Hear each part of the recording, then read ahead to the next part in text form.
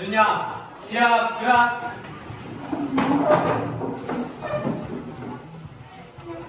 Salam pada Bu Guru. Waalaikumsalam warahmatullahi wabarakatuh. Baca doa sebelum belajar.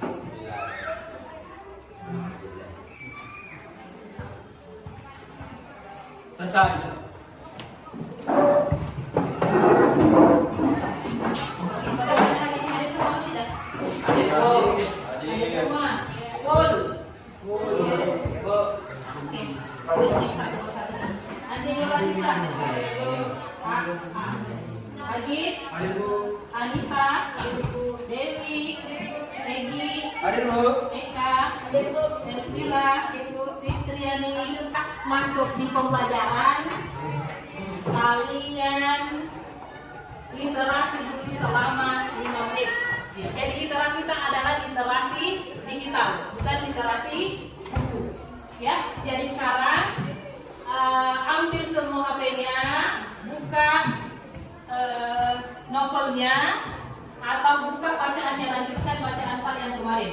Sekarang kalau itu untuk melatih apa meningkatkan semangat kalian, mari kita bernyanyi dulu. Oke? Nah, nyanyi kita hari ini adalah apa lagi namanya, profil Pancasila. Siap? Siap. Oke, boleh berdiri semua.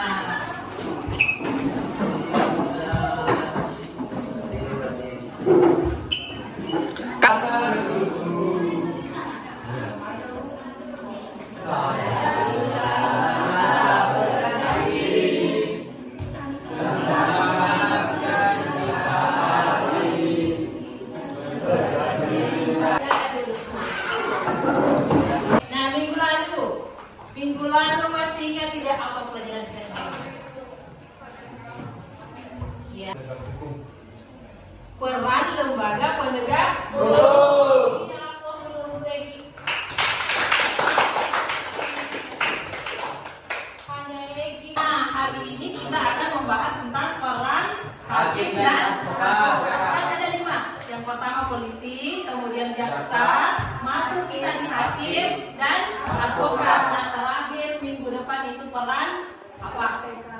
KPK, betul sekali. Aplaus untuk Fitriani. Oke, nah kira-kira apa tujuan kita mempelajari ini? Apa tujuannya kita mempelajari peran hakim, mempelajari perannya advokat? Kira-kira siapa yang mau mengungkapkan pendapatnya? Oke, mantap sekali mengetahui hukum-hukum yang ada di Indonesia. Aplausnya lagi dong untuk kalian. Supaya kita mengetahui hukum-hukum atau peran-peran hakim dan advokat yang ada di Indonesia. Jadi tujuan kita mempelajari peran hakim dan advokat adalah yang pertama, kalian mampu mengidentifikasi peran hakim dan advokat. Kemudian yang kedua, agar kalian mampu menganalisis peran hakim dan advokat. Ya, jadi sebentar setelah kalian mengamati materi ini, kalian mampu mengidentifikasi apa itu peran hakim dan advokat. Kemudian setelah kita berkelompok sebentar mengerjakan LKPD, mengerjakan permasalahan atau menganalisis permasalahan melalui video sebentar, kalian mampu menganalisis peran hakim dan advokat. Jadi itu tujuan kita mempelajari materi pada hari ini. Oke, nah ada 3 bentuk yang menjadi penilaian kita pada pembelajaran ini. Yang pertama penilaian apa coba? Penilaian sikap. Iya, jadi Bu Becky bilang yang duduk yang tenang, tidak usah goyang sana sini, tidak usah balik sana sini, karena itu menunjukkan sikap. Kemudian yang kedua penilaian apa lagi coba? Etika. Etika masuk di Sikap. Oke. Kemudian yang kedua penilaian pengetahuan. Nah, yang manakah penilaian pengetahuan? Ya, yang masuk penilaian pengetahuan itu adalah tes yang Ibu berikan kepada kalian. Kalau nilai tak misalnya sebentar itu dapat 80, itulah nilai pengetahuan. Kemudian penilaian Ya, yang mana termasuk pada keterampilan? Presentasi. Betul sekali, aplaus untuk Pak. Penilaian keterampilan itu ada pada saat kita presentasi sebentar, ya.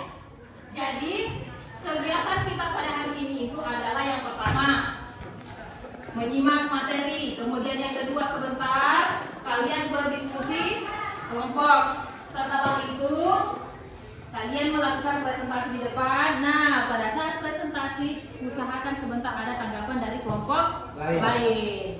Setelah itu kesimpulan. Berakhirlah pembelajaran kita. Oke, nah kalau begitu kita masuk di materi. Jadi silakan simak baik-baik. Apabila ada sebentar pertanyaan-pertanyaan, silakan ditulis di lembar yang ada pada LKPD kalian di halaman kedua. Ada? Sudah lihat? Ya. Jadi kalau misalnya ada yang kurang dipahami, dituliskan di lembar LKPD-nya. Oke? Paham ya? Oke. Peran hakim dan advokat. Nah, Hakim adalah pejabat peradilan negara yang diberi wewenang oleh undang-undang untuk mengadili. Ya, siapa yang mau diadili? Iya, tersangka. Oke. Etik hakim. Nah, prinsip pedoman perilaku hakim. Nah, coba tiga apa? Berdisiplin tinggi. Kemudian yang keempat, berani. Sekali rendah hati. Kemudian yang kelima, profesional. Jadi kemudian yang ketiga, hakim pada Mahkamah Konstitusi disebut dengan hakim konstitusi. Lanjut, kekuasaan kehakiman di Indonesia. Nah, badan peradilan yang berada di bawah Mahkamah Agung meliputi satu. Apa? Iya, badan peradilan yang berada di lingkungan peradilan umum. Kemudian yang kedua, peradilan agama. Yang ketiga, peradilan militer. Yang keempat, peradilan tata usaha negara. Iya. Nah, yang inilah masalah kasus yang dihadapi oleh Hakim Agungnya Indonesia. Nah, silahkan disimak ini videonya. Setelah itu kerja LKPD yang Ibu sudah bagikan. Itu yang akan kalian hari. Jadi silahkan disimak baik-baik. Sebentar jawab pertanyaan yang ada pada LKPD. Nomor 1, untuk kelompok 1 itu menganalisis nomor 1. Ya, jadi ini dalam video tadi membuktikan bahwa praktik penegak hukum di Indonesia belum menjalankan sila ke-5. Terbukti dari Hakim Agung sebagai pemutus perkara saja masih menerima suap. Nah, coba kalian analisis apa yang menjadi penyebab terjadinya suap tersebut. Jadi silakan kerjakan, tulis di lembar jawaban ini. Sebentar presentasi. Apakah sudah selesai semua? Sudah. Oke, kalau begitu saatnya kita presentasi. Siapa yang mau tampil pertama? Kelompok 2. Ya, kelompok 2 silakan maju ke depan untuk mempresentasikan hasil diskusi kalian. Perkenalkan kami dari kelompok 3. Perkenalkan nama saya Supriyani sebagai moderator. Di samping diri saya bernama Nawatul Fardadila. Di samping ini saya bernama Ramadhani dan Irfandi. Baiklah, di sini kami akan mempresentasikan hasil analisis kami, yaitu menurut kami tentang kinerja hakim selama ini, yaitu ada 22 hakim yang terseret kasus korupsi dan menerima suap. Yang terakhir yaitu kasus Hakim Agung. Hakim belum menjalankan tugasnya dengan baik dan sempurna karena hakim saja masih menerima suap dan tidak bertindak adil dalam menjalankan tugasnya. sebagaimana tugas dari seorang hakim. Undang-undang kekuasaan hakim memadatkan tugas hakim sebagaimana pelaksana kehakiman untuk menerima, memeriksa, dan memutuskan buah penilaian kinerja dengan melihat pada kualitas putusan. Metode ini juga telah diterapkan sejak 1950-an dan bentuk eksaminasi penilaian kritis atas putusan.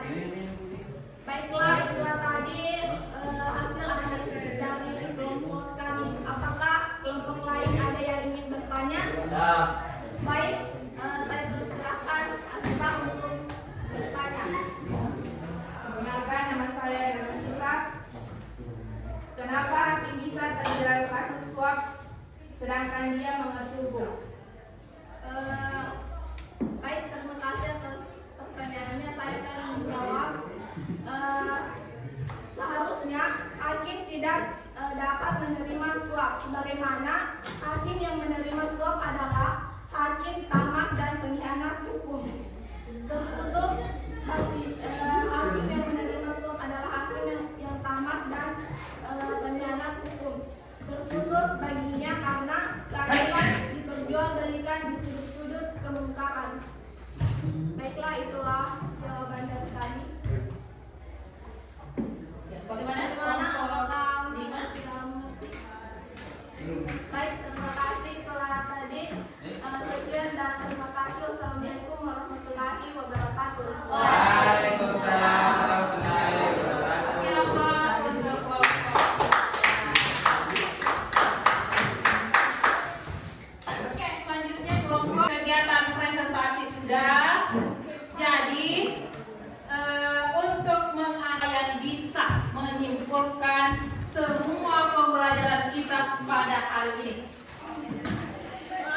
Coba angkat tangan. Bu. Oke, silakan. Ramadhani. Ya, Ramadhani silakan berdiri untuk menyimpulkan materi kita pada hari ini. Silakan.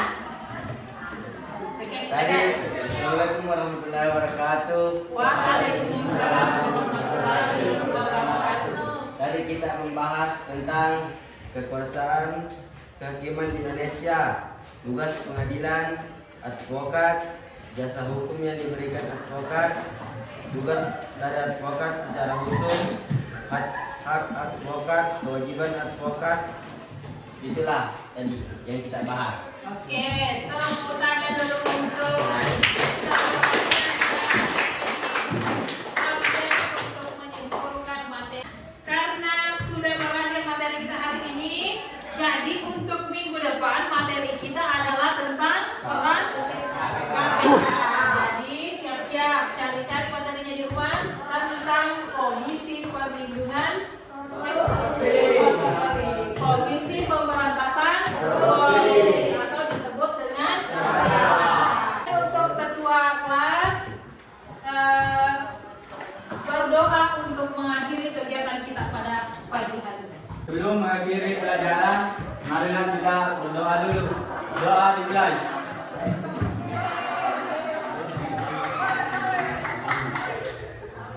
Selesai. Oke. Karena materi kita sudah berakhir, maka berakhir pula kegiatan kita pada pagi hari ini. Maka kita akhiri dengan ucapan alhamdulillah.